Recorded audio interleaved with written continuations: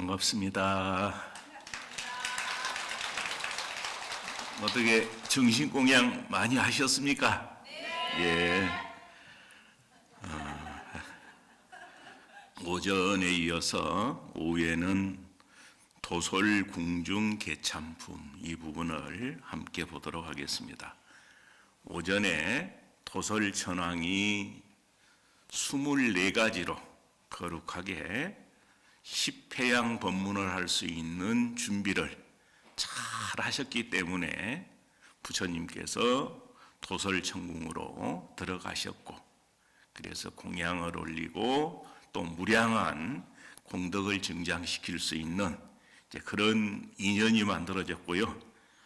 오후에 보는 도솔궁중 개참품에서는 그 법석을 장엄하기 위해서 무량하게 많은 대중들이 모여드는 이런 부분들이 언급이 되어 있습니다.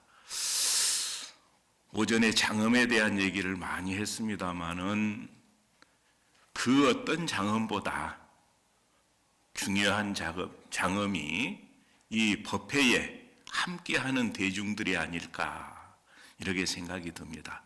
우리 설법전에는 우리 불자님들도 많이 계시지만은 우리 영가님들이 10만위가 넘는 많은 영가님들이 이렇게 같이 화엄경 법문을 듣고 계시고, 이제 내 방이라고 하는 이 위패를 모신 분들이 그렇고 친구 따라서 오신 분들도 한량없이 많을 거예요.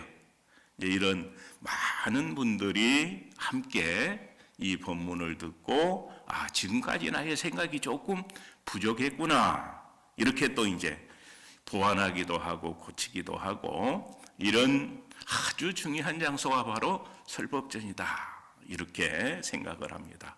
그래서 가능하면 이렇게 많은 인원이 많이 함께 이렇게 동참을 할 때 눈 찔끔 감고 해야 돼요.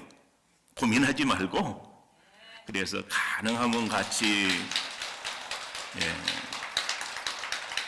친구분들에게도 권하고 또 우리 영가님들도 조금이라도 좀 아쉽다, 미안하다 그런 인연들이 있으면은 이런 인연들을 통해서 다 풀어나가는 이제 이런 모습들이 대단히 지혜로운 모습이 아닐까 이렇게 생각을 합니다. 그리고 오전에 그 장엄 부분을 얘기를 하면서 꼭 말씀을 드리고 싶었는데 시간 관계상 못했던 부분이 있습니다.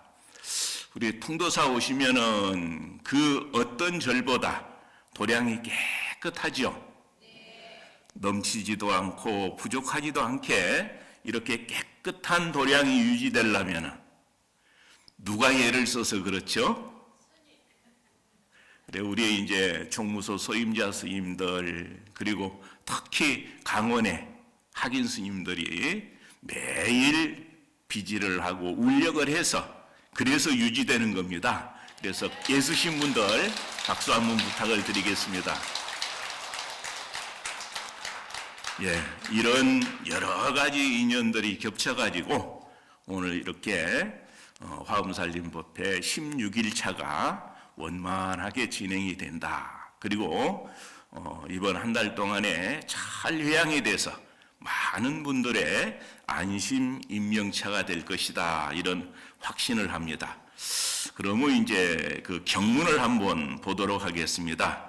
도솔궁중 개참품의 첫 번째가 많은 대중들이 모이는데 그 대중들은 이제 시방에 많은 보살님들이 모입니다. 그래서 그때 부처님의 실력으로 시방에 각각 한 대보살이 저마다 1만 부처님 세계에 티끌수 같은 보살들과 더불어 1만 부처님 세계에 티끌수 같은 국토 밖 여러 세계로부터 부처님 계신 대로 왔었다.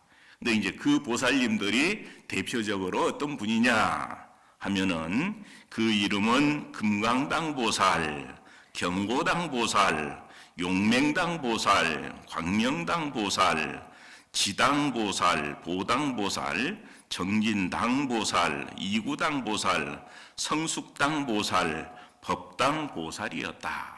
여기서 이제 당이라고 하는 이 명칭이 있는데요. 당은 어떤 장엄물까요?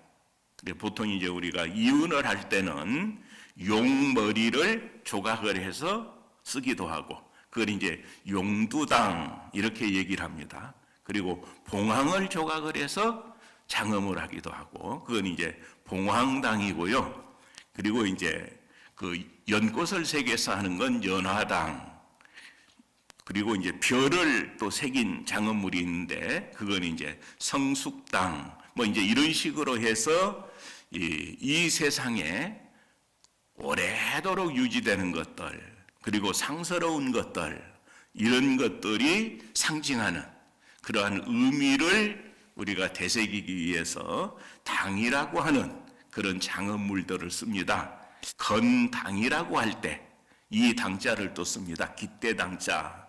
그래서 이제 깃발을 꽂는다라는 의미로 이렇게 쓰는 건데, 어쨌든 이 십회양품에서 등장하는 대보살들은 당이라는 글을 쓴 10분의 보살들이 등장을 한다. 근데 그 10분의 보살들은 동서남북, 그 다음에 그 간방이 있죠.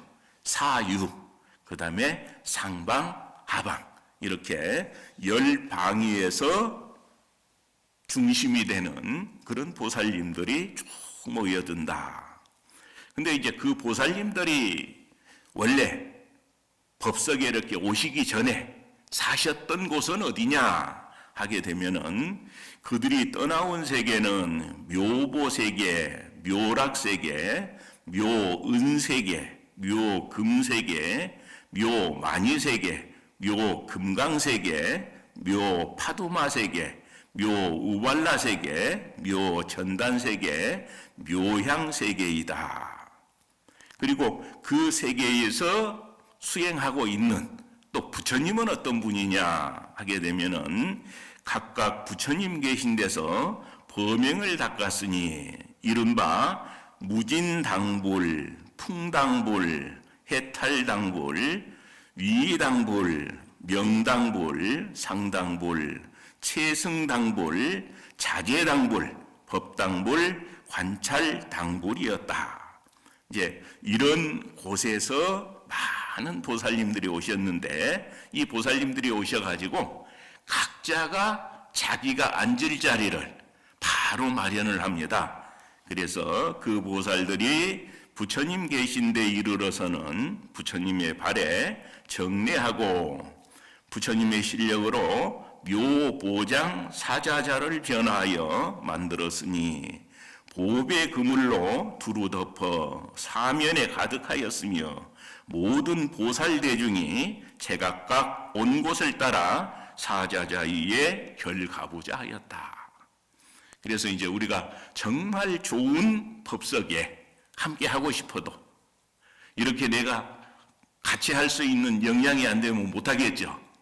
그래서 우리 화엄살님 이렇게 동참하시는 분들 보니까 한 달 동안에는 아무리 바쁜 일이 있어도 그거 다 뒤로 미루고 하루도 빠지지 않고 내가 좀 법문을 들어야 되겠다, 이런 마음을 가지고 하시는 분들이 제법 계시더라고요. 근데 이게 어려운 법문이라 한 번, 두 번 들을 때는 별로 이렇게 모르겠던 것들이 오랫동안 듣다 보면 듣는 실력이 생깁니다. 그래가지고 지난번에는 내가 그거 이해를 못했는데 또 이렇게 쓸 수 있겠구나. 이렇게 이제 점차 법에 대한 안목들이 수승해지게 되면 그런 것들을 잘 가져다가 우리 실생활에서 잘 쓸 수 있도록, 그러려면 어떻게 해야 되죠? 선명해야 되겠죠. 내 걸로 늘 쓸 수 있는 이제 그런 변화들이 만들어져야 되는데, 그러려면은 한두 번 해서는 안 된다. 그래서 가능하면은 시간을 좀 내 가지고 그렇게 해서 법문도 듣고, 또 나머지 11달 동안 독성도 하고, 그러면서 이제 이렇게 살면 참 좋겠구나. 이렇게 사는 삶이라야 정말 부처님이 칭찬하는 삶이겠구나. 그런 가닥들이 분명하게 잡힐 거예요. 그래서 이제 여기 많은 분이 계시지만은 부처님 당시에 사위국이라는데 실제 그랬는지는 모르겠습니다만은 인구가 3억이었는데 부처님이 세상에 오셨다라는 얘기를 못 들은 대중이 1억이고 부처님이라는 분이 오셨다더라 얘기만 들은 분들이 1억이고 부처님의 제자가 돼서 그 가르침을 듣고 큰 힘을 얻은 사람들이 1억이라 그래요. 그럼 우리 여기 부자님들은 어떤 경우에 해당될 것 같습니까? 화엄살림에 동참을 해가지고 법문을 열심히 듣고 그걸 가지고 가서 집에 가서 써보니까 이게 도깨비 방망이더라. 나오라는 대로 막 쏟아져 나오는 이런 보배 방망이거든요. 그래서 이제 그렇게 잘 쓰시려면은 자주 인연을 맺는 일들이 중요합니다. 그래서 이런 능력을 얻어가지고 자주 동참을 하다 보면은 어떤 일들이 가능해지느냐. 보살들이 광명을 놓아 중생들을 이롭게 할 수 있게 된다. 그런 여러 가지 인연들을 통해서 그 몸에서 다 백천억 나유타 성지에 청정한 광명을 놓으니 이 한량없는 광명은 다 보살의 청정한 마음의 보배와 모든 허물이 없는 큰 원력으로 일어난 것이며 모든 부처님의 자제하고 청정한 법을 나타내 보이며 보살들의 평등한 원력으로 일체 중생을 널리 구하니 모든 세간에서 보기를 좋아하는 것이며 보는 이는 헛되지 아니하여 모두 조복되었다. 그래서 우리가 누군가를 좀 해주고 싶은데 영 말 안 듣는 사람 많죠. 그런데요 하면서 꼭 토달고 정말 마음대로 안 되는 분들 많거든요. 근데 그런 분들을 잘 포섭을 하려면 어떤 게 돼야 되느냐. 내가 능력을 갖지 않으면 안 되거든요. 그래, 내가 정말 지극해지고 정성스러워져서 저런 사람에게는 내가 가까이 가면 큰 이익이 있겠다. 그래서 그 말을 좀 듣고 싶고 들어야 되겠다. 이런 마음이 안 들면 쉽게 자기 마음속에 내색하지 않고 듣지 않고 그런 경우들이 많습니다.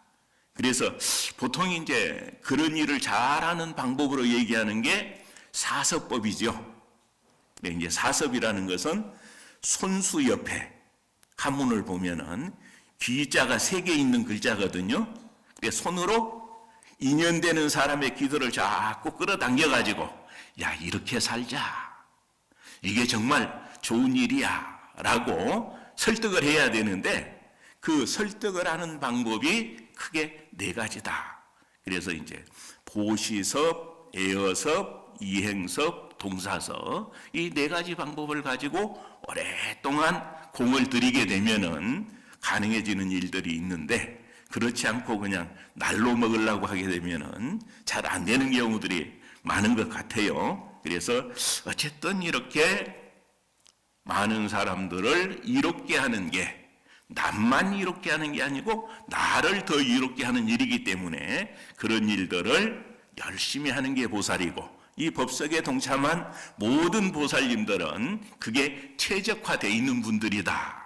이렇게 봐도 좋을 것 같아요. 그래서 이 보살들은 그런 일들을 한량없이 오랫동안 했기 때문에 여러 가지 수승한 공덕이 있다. 그 보살들은 한량없는 공덕을 이미 성취하였으니 이른바 여러 부처님의 국토에 두루 다니되 장애가 없으며 의지한 데 없는 청정한 법신을 보았으며 지혜 몸으로 무량한 몸을 나타내어 시방으로 다니면서 모든 부처님을 섬기며 부처님들의 한량없고 그지없고 부사이한 자제한 법에 들어갔으며 한량없는 온갖 지혜의 문에 머물러 지혜의 광명으로 모든 법을 잘 알며 모든 법 가운데서 두려움이 없게 되어 하는 데마다 연설함에 오는 세월이 끝나도록 변제가 다하지 아니하며 큰 지혜로 다란히 문을 열고 지혜 눈이 청정하여 깊은 법계에 들었고 지혜의 경계가 끝없으며 끝까지 청정하여 마치 허공과 같았다. 그래서 우리가 이제 정말 이러한 능력을 구족하려면 어떻게 해야 되느냐? 청정해져야 됩니다. 참으로 청정해져서 우리의 본성, 법성이라는 것을 감싸고 있는 탐, 진치, 삼독심이 해체되지 않으면 모든 걸 다 보고 다 내 능력으로 관리하는 데는 무기력해지게 됩니다. 그래서 얼마나 청정해졌느냐라는 것들. 그래서 우리가 그 일찰나간에 우리 생각은 900생멸을 한다 그러죠. 근데 이 생멸은 생주이멸의 줄임말입니다. 그래서 일찰나 눈 깜짝할 동안에 사실 우리 생각은 900번이나 생멸을 하는데 그 가운데 우리 본부들은 말할 것도 없고 성문의 아라한과에 오른 분들은 생주이에서 내가 한 생각이 이렇겠구나 이걸 안다 그래요. 그리고 보살지에 오른 분들은 생주에서 알고 그럼 부처님은 어떨까요? 그래서 일체시 일체처에서 다 알기 때문에 그 지혜를 여실지라고 합니다. 그래서 우리가 부처님처럼 청정해져야 되는데 다만 우리 수급이 고요해져 가지고 잘 일어나지 않는 단계, 이 단계는 어떤 단계냐? 예를 들면은 이제 이런 그 유리컵이 하나 있는데 유리컵에 맑은 물이 있죠. 맑은 물에 흙을 한 숟갈 넣어가지고 저어놓으면은 흙탕물이 되죠. 시간이 되면은 가라앉으면은 위에는 맑은 물이 있는데 이 흙 자체가 돌처럼 딱딱해지지 않으면은 흔들리면은 다시 일어나죠. 이 흙탕물이 다시 일어나지 않게 되는 상태, 그 상태가 어느 정도냐? 보살지 가운데 제8부동지라고 하는 단계가 바로 그런 정도입니다. 그래서 그 정도 가기 전까지는 내 것 같았는데 아닌 경우가 많아요. 그래서 한량없이 많은 시간들을 그렇게 해서 우리가 청정해질 수 있도록 온갖 예를 써야 된다. 이렇게 이제 보시면 되고요. 이제 이런 그 조건을 갖춘 분들이 많이 오시니까 부처님께서 방광을 하시는데 광명을 놓으시는데 여기서는 오전에 어디로 방광을 한다 그랬죠? 무릎으로 한다 그랬죠? 이제 무릎에서 광명을 놓는 이런 모습을 보이십니다. 그때 세존께서 두 무릎으로 백천억 나유타 광명을 놓아 시방의 온 법계와 허공계와 일체세계를 두루 비추니 저 보살들이 이 부처님의 신통 변화하시는 모양을 다 보고 이 보살들도 저 여러 부처님의 신통 변화하시는 모양을 다 봤다. 근데 이 보살들은 어떤 분들이냐? 이렇게 십회양 법문을 들으러 온 보살들은 어떤 인연으로 지금 여기에 이렇게 모이게 됐느냐 하는 부분에 이 보살들은 지난 옛적에 비로자나 열애와 함께 선근을 심으면서 보살의 행을 닦았으며 모든 부처님의 자제하신 깊은 해탈문에 깨달아 들어가서 무차별한 법계에 몸을 얻었으며 일체 국토에 들어가되 머무는 데가 없고 한량없는 부처님을 뵙고 나아가 섬기었다. 잠깐 동안에 법계로 돌아다니되 자제하여 걸림이 없고 마음이 청정하여 값 없는 보배와 같으며 무량무수한 부처님들이 항상 혼염하여 힘을 가피하시어 구경이요 제일인 저 언덕에 이르렀으며 항상 깨끗한 생각으로 위 없는 깨달음에 머물었다. 생각마다 온갖 지혜에 항상 들어가며 작은 것이 큰 데에 들어가고 큰 것이 작은 데 들어가되 모두 자제하여 막힘없이 사무치고. 그래서 이제 이런 거, 작은 것이 능히 큰 것 속에 들어가고 큰 것이 작은 것 속에 들어가고, 이런 것들을 이제 능견난사라 그럽니다. 근데 그 전에 6.25 전쟁 전에, 그때는 이제 저 순천 송광사에 그 능견난사라는 바로가 있었거든요. 그래서 바깥 바로를 안에 넘어 안으로 쓱 들어가고, 또 안에 것이 바깥 그릇을 또 담기도 하고, 그래서 이제 그런 바로가 있었는데 6.25 때 불에 타가지고 지금 보기는 어렵다 그래요. 그래서 이제 이런 여러 가지 일들도 가능하고, 금강당의 큰 지혜인 저 언덕에 이르고 금강산매를 얻어 모든 의혹을 끊었으며 부처님들의 자제한 신통을 얻고 시방의 국토에서 백천만억 무수한 중생을 교화하고 조복하면서도 온갖 헤아림에 집착이 없으나 능히 닦고 배워서 구경까지 성취하고 방편으로 모든 법을 경돈하고 건립하였다. 이러한 백천억 날 다 말할 수 없는 끝없이 청정하고 삼세 일체의 무량 공덕장 보살대중이 모여와서 부처님 계신 데 있었는데, 광명으로 인하여 보이는 모든 부처님 처소에도 역시 이와 같았다. 그래서 우리가 밝아지기만 하면은 시방 삼세에 동시에 다 통할 수가 있다. 그래서 사실은 우리가 한없이 밝아져 가지고 우리가 자유롭지 못하게 되는 그 여러 가지 조건들을 해소시키는 것이 바로 수행이다. 이렇게 봐도 좋을 것 같습니다. 자, 그러면은 이제 그 시방에서 오신 보살님들, 그 분들은 이 십회양 법문에 대해서 어떤 찬탄을 하셨느냐, 이것들은 이제 시간 되는 대로 한번 보도록 하겠습니다. 그 시방 가운데 이제 동방을 대표하는 보살님이 금강당 보살인데요. 이제 금강당 보살께서는 이제 이렇게 개송으로 말씀을 하셨는데, 그때 금강당 보살이 부처님의 실력을 받들어 시방을 두루 관찰하고 개송으로 말씀하셨다.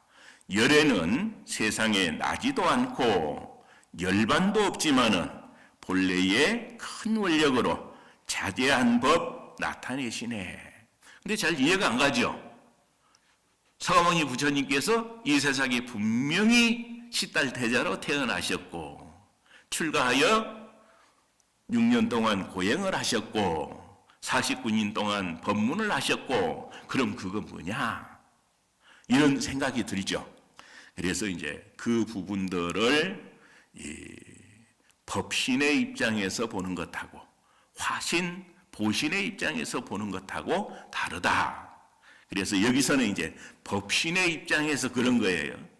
그래서 금강경에 보면은 제5과가 열이 실견분인데, 이치와 같이 실제 모습을 실제로 본다. 이제 이런 과목인데요.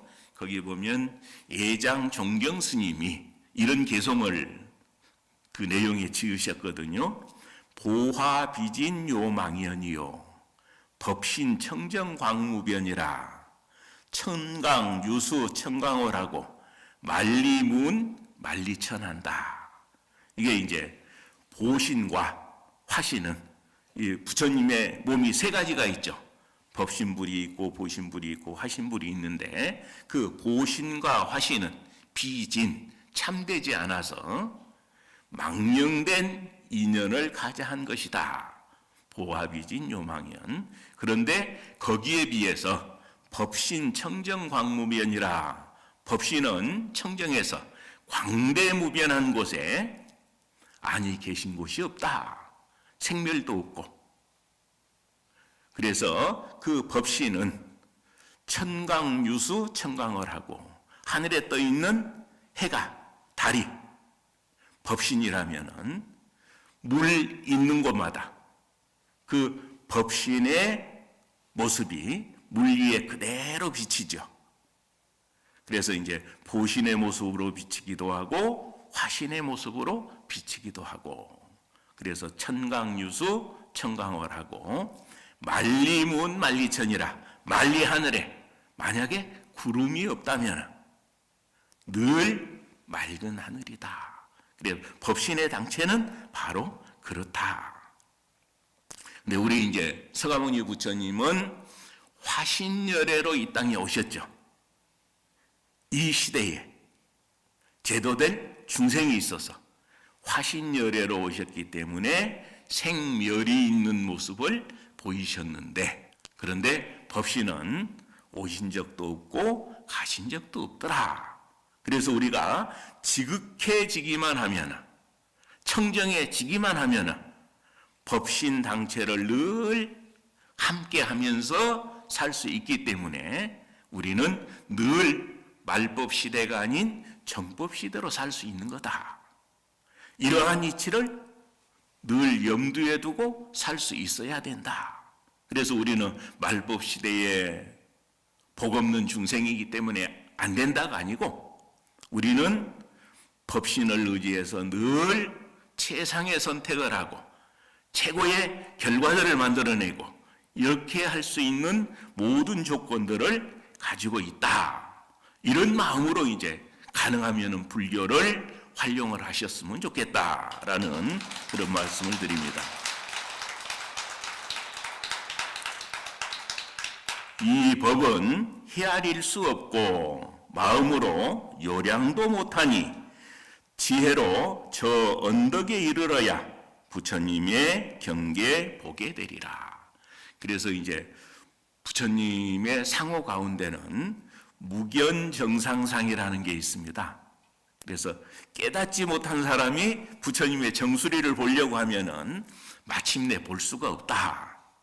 더 계속 커지니까 보려고 하는 그 욕심 이상으로 계속 커지기 때문에 볼 수가 없다. 이제 이런 내용도 있는데요. 그래서 헤아릴 수도 없고 우리 법무의 마음으로는 어떻게 요량도 못한다. 그렇기 때문에 우리 본성이라는 것을 확연히 보지 못하면 법신의 모습은 알 수가 없는 것이다. 육신이 부처 아니요 음성도 그렇거니와 육신과 음성을 떠나서 부처님 신통을 보는 것도 아니라. 그래서 금강경에서도 야기색견나 이음성구와 시인행사도 불능견열해 그렇게 얘기하죠. 만약에 소리로서 나를 구하려 한다거나 형상으로서 나를 보려 한다면은 이는 삿된 도를 행하는 것이니 능히 열애의 당체는 볼 수 없다. 해서 이제 그런 논리도 이렇게 해서 가능해집니다. 지혜가 적은 이는 부처님의 참된 경계 알지 못하니 청정한 업을 오래 닦아야 이것을 분명하게 알게 되리라. 여기서도 그래서 이제 청정성에 대해서 계속 강조하죠. 그래서 우리가 무결점에 도달하는 것, 그게 바로 이제 이 세상을 불국토로 볼 수 있는 방법입니다. 그래서 유마경에 보면은 사리불존자가 여러 불보살님들이 불국토에서 대화는 불국토에 대해서 서로 얘기를 나누는 그런 얘기를 듣는데 온갖 보배로 장엄돼 있다고 하는데 자기 눈에는 그렇게 안 보이거든요. 그래서 세존이시여, 불보살님께서는 그렇게 장엄돼 있다고 하는데 저의 눈에는 그렇게 보이지 않는 이유가 무엇입니까? 좀 이해가게 설명을 해 주십시오. 그럴 때 제일 좋은 방법이 뭐죠? 신통이거든요. 부처님이 발가락으로 땅을 세 번 꾹꾹 누르니까 대지가 육종진동을 하더니 지금까지 불보살님이 찬탄했던 장엄된 불국토의 모습으로 착 펼쳐지더라. 그래서 우리가 이제 그런 부분에 좀 신심을 내고 계속 그런 조건이 만들어지도록 애를 써야 되는데 스스로 그렇게 변하지 않으면은 세상의 조건은 아무리 좋아도 실질적으로 내가 쓸 수 있는 긍정적인 것들은 많지 않다. 이렇게 이제 볼 수 있을 것 같습니다. 온갖 지혜 구하여 위 없는 깨달음을 이루려면 청정하고 묘한 마음으로 보리행을 닦을 것이요. 누구나 열애의 이러한 위력과 실력을 보려거든 가장 높으신 어른께 공양하고 의심내지 말 것이니라. 그래서 여기서 이제 강조되는 내용이 보리행을 닦을 것이요. 이 부분. 우리 한국 불교는 대승불교죠. 대승불교에서는 가장 중요하게 이야기하는, 권장하는 실천 덕목이 뭐죠? 바라밀 실천이죠. 6바라밀 내지 10바라밀을 실천하는 거. 보시, 지계, 인욕, 정진, 선정, 반야, 방편, 월력, 지라고 하는 이 10가지 하나하나가 우리가 청정해지는데 다 중요한 방법이 될 수가 있습니다. 그래서 그런 모든 것들이 다 수행이 돼야 된다. 그래서 이 선정만이 공부가 아니고 보시도 공부요, 지계도 공부요, 인욕도 공부요, 정진도 공부요. 물론 약간의 모습은 다릅니다만은 다 최상의 공부가 된다. 그래서 그런 교리 체계를 가지고 공부를 해 나가야 되고요. 그래서 이러한 각 분야에 한 단계 한 단계 올라가게 되면은 반드시 거기에 상응하는 결과들이 나오게 된다. 이렇게 보시면 좋을 것 같습니다. 그래서 이제 이러한 내용들을 구체적으로 그러면은 이제 어떻게 불교에서는 표현을 했는가? 최고로 수행을 잘해서 만들어진 결과들을 어떤 모습으로 구체화시켰는가? 그리고 중국 불교, 한국 불교, 일본 불교에서 각각의 불교를 대표하는 최고의 걸작들이 화엄경의 가르침을 통해서 만들어졌거든요. 그래서 이제 중국 불교 같은 경우 보면은 낙양 쪽에 가면은 용문석굴이라는 석굴이 있습니다. 그 용문석굴을 대표하는 석굴 사원이 봉선사동이라고 하는 석굴이 있어요. 그 중심이 되는 부처님은 비로자나 부처님이고 기본 설계를 했던 분은 중국 화엄정의 3조이신 현수법장 스님이에요. 그리고 그 봉선사 석굴을 만드는데 비용을 댄 사람은 측천무후입니다. 그래서 이 측천무후에 지분전을 시사해서 만들게 됐다. 화장품 값이 좀 많이 들었던가 봐요. 그래서 어쨌든 그 지분전을 가지고 조성한 이 석굴 사원이 봉선사동이고 주불이 비로자나 부처님이다. 그럼 한국은 어떤 절이 거기에 해당될까요? 한국은 불국사와 석굴암이 대표적으로 화엄을 바탕으로 해서 이루어진 그런 사원입니다. 그래서 기본 설계는 의상 스님의 제자인 표훈 스님이 하게 됐고, 그래서 한국을 대표하는 그런 문화유산으로 세계에 알려져 있습니다. 일본은 그럼 누굴까요? 어디 있는 무슨 절일까요? 나라 쪽에 가면은 동대사라고 있죠? 그 동대사의 기본 설계를 한 스님은 심상 스님입니다. 근데 그 심상 스님은 한반도에서 태어나가지고 중국으로 유학을 해서 중국 화엄정에서 공부를 했던 분이에요. 그래서 이제 화엄정에서 공부를 하고 일본으로 가가지고 동대사의 기본 설계를 맡았던 분이 심상 스님이다. 그리고 그 동대사 대부를 비롯한 대불전을 짓고 동대사를 짓는데 가장 많은 화주를 했던 분이 행기 스님입니다. 그래서 그 행기 스님이 이제 백제계 스님인데, 그래서 일본 동대사는 한반도 도래인들이 세운 사찰이다. 이게 이제 정설로 되어 있습니다. 그래서 이 중국을 대표하는 용문석굴의 봉선사동, 한국의 석굴암 불국사, 그 다음에 일본의 동대사, 이런 절들이 다 화엄경을 바탕으로 해서 화엄종 스님들이 기본적인 구상들을 해가지고 만들어진 도량들이다. 그래서 이제 그런 입장에서 보면은 요즘은 어떠한가? 이 부분들 좀 고민을 해야 되거든요. 그래서 요즘 시대에는 과연 우리가 교학적으로 열심히 이렇게 연구를 해가지고 그 각각의 불교에서 생각하는 최상의 방법들을 구체적인 모습으로 보여준다면은 어떤 모습이 바람직할까라는 이런 고민은 좀 많이 해야 될 것 같아요. 그래서 그런 면에서 이제 근대에 들어와 가지고 이루어진 불사 가운데 저 개인적으로는 가장 관심을 가지고 감탄을 하면서 본 절이 대만의 중대선사라는 절입니다. 중대선사는 이제 대중 쪽에 가면은 폴이라는 지역에 있는 절인데요. 이제 선종을 표방한 그런 절인데, 그래서 기본적으로 도량을 어떻게 만들었느냐 하게 되면은 우리 통도사는 건물들은 다 수평으로 이루어져 있죠. 근데 그 절은 수직으로 배치를 했어요. 그래서 건물 높이는 37층의 높이. 이거 이제 37조도품을 의미합니다.